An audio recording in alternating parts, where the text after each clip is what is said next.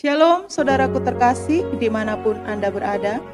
Sesaat lagi kita akan mengikuti renungan firman Tuhan dalam program Rema oleh Pastor Andreas Agung, Gembala KBC Bekasi.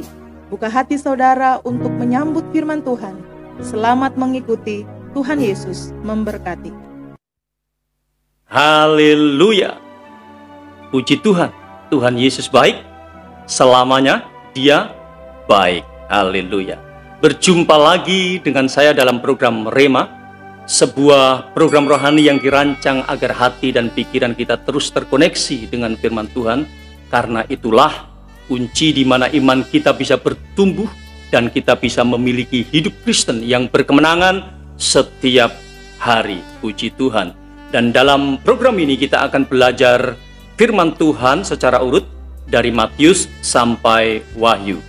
Hari ini kita sampai pada seri 40 dan kita akan membaca Matius 5 ayat 31 dan 32. Demikian. Telah difirmankan juga, siapa yang menceraikan istrinya harus memberi surat cerai kepadanya. Tetapi aku berkata kepadamu, setiap orang yang menceraikan istrinya kecuali karena zina, ia menjadikan istrinya berzina, dan siapa yang kawin dengan perempuan yang diceraikan, ia berbuat zina. Cerai, kawin lagi. Itulah tema Rema seri 40 hari ini. Saudaraku, akhirnya kita sampai juga pada ayat yang sangat viral ini. Ayat ini sering dicomot begitu saja untuk melegalkan tindakan yang sebenarnya digerakkan oleh nafsu kedagingan. Melihat istrinya jatuh dalam dosa zina, suami bilang, puji Tuhan, bisa cerai dan kawin lagi. Melihat suaminya jatuh dalam dosa zina, istri bilang, syukurlah akhirnya ketahuan, bisa cepat cerai dan kawin lagi. Inilah yang saya sebut sebagai pikiran sesat yang digerakkan oleh nafsu kedagingan. Jangan sesat. Mari belajar firman dengan benar supaya tidak sesat dan tidak dikendalikan oleh hawa nafsu.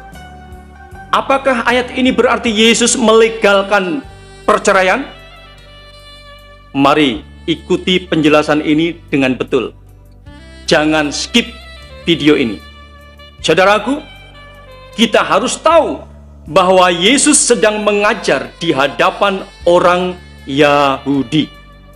Dalam adat Yahudi, orang atau pasangan yang kedapatan zina bukan berhadapan dengan perceraian, tapi berhadapan dengan kematian, yaitu diarak keluar kota dan dirajam sampai mati.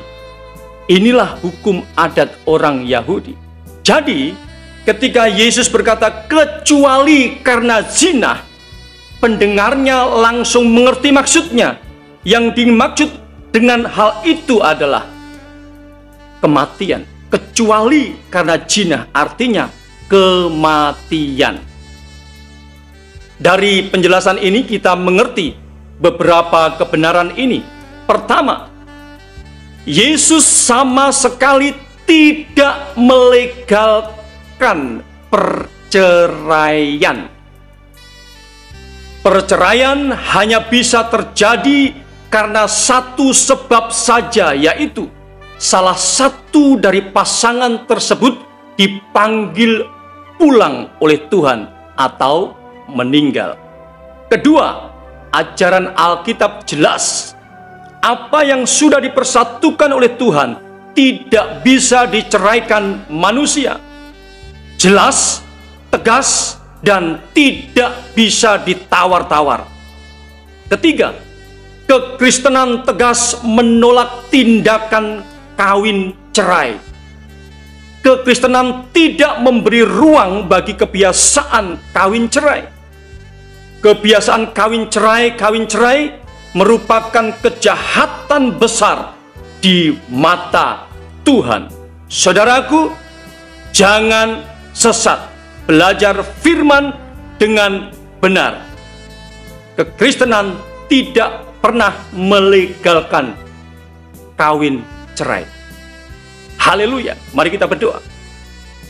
Tuhan Yesus, terima kasih firman-Mu tegas mengajarkan kepada kami bahwa apa yang sudah dipersatukan oleh Tuhan tidak bisa diceraikan oleh manusia. Roh Kudus, tolong kami agar kami bisa belajar firman Tuhan dengan benar supaya kami tidak sesat. Terima kasih Tuhan untuk firman-Mu. Hari ini aku berdoa bagi saudaraku dimanapun berada, yang sakit Tuhan sembuhkan, yang lemah Tuhan kuatkan, yang susah Tuhan hiburkan, yang ada dalam pergumulan Tuhan berikan kemenangan dan jalan keluar. Dalam nama Yesus Kristus aku berdoa, haleluya, amin. Saudaraku, sampai berjumpa di seri-seri berikutnya. Tetap semangat, Tuhan Yesus baik, haleluya, amin. Kita telah mengikuti penyampaian firman Tuhan dalam program Rema.